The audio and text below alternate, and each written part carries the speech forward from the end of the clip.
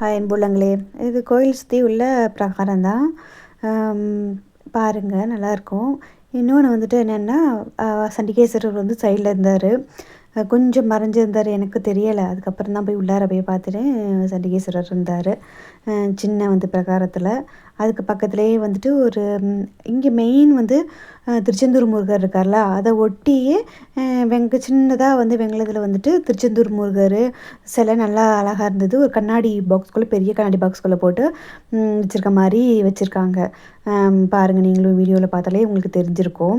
சுற்றி உள்ள அந்த பில்டிங் ஒரு சாஃப்ட்வேர் கம்பெனி மேலே இருந்துச்சுன்னு சொன்னேனே, அந்த சாஃப்ட்வேர் கம்பெனி இது. அதுக்கப்புறம் தான் அது பக்கத்தில் உள்ளது தான் வந்துட்டு அந்த திருச்செந்தூர் முருகர் கோயில். இன்னொன்று ஒரு அம்மன் சிலை ஒன்று சாமி வந்து இருப்பாங்க, அம்மன் சிலை.